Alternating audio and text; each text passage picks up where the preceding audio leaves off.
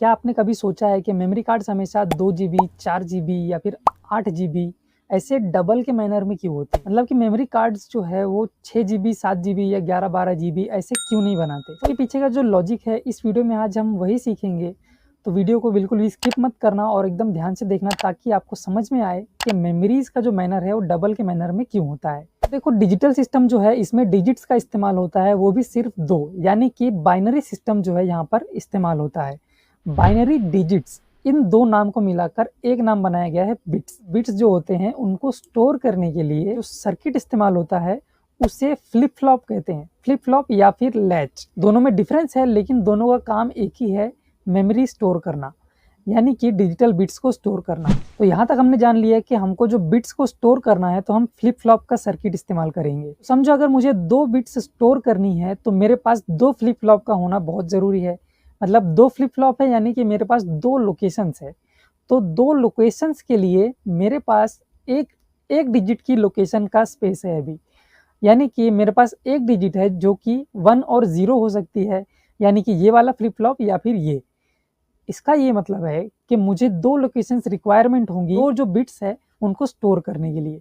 देखो, digital system में जो है ज़ीरो की भी काउंटिंग 1 होती है, मतलब 0 से गिनती स्टार्ट होती है।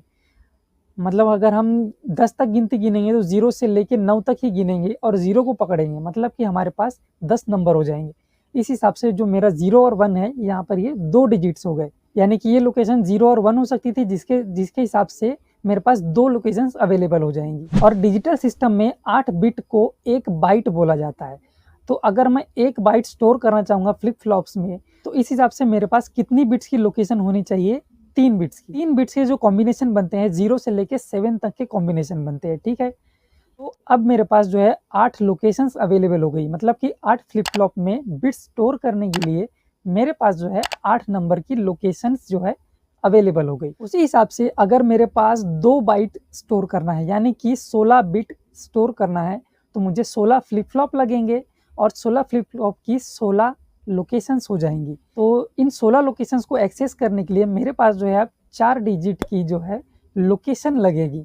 मतलब कि जहां मुझे 8 बिट्स को स्टोर करने के लिए 3 बिट्स की लोकेशन लग रही थी, अब मेरे पास जो है 16 फ्लिप फ्लॉप है, तो 16 फ्लिप फ्लॉप्स को एक्सेस करने के लिए मेरे पास 4 डिजिट की लोकेशन एक्सेस करना पड़ेगा। तो 4 डिजिट की जो लोकेशन अवेलेबल हो गई मेरे पास, इसका ये मतलब है कि अब जो है मैं 16 फ्लिप फ्लॉप्स को एक्सेस कर सकता हूँ एकदम आराम से।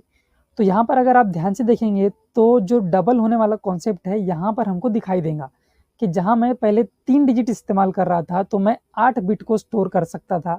अब एक और बिट यहाँ पर लोकेशन में ऐड करने के हिसाब से मेरे पास जो है 8 से डायरेक्ट 16 बिट्स को एक्सेस करने का लोकेशन मिल गया, ठीक है। इसी हिसाब से अगर यहाँ पर मैं एक एक बिट जो है लोकेशन के इसमें ऐड करता जाऊँगा तो मेरे पास जो है एक्सेसिबिलिटी बिट्स को स्टोर करने की वो डबल होती जाएंगी।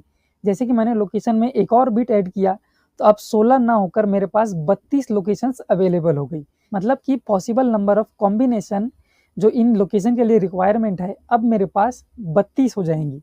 इसी हिसाब से अगर एक और बिट ऐड करूँगा तो 32 के हिसाब से वो डबल होकर 64 बिट मेरे पास एक्सेसिबल हो जाएंगे।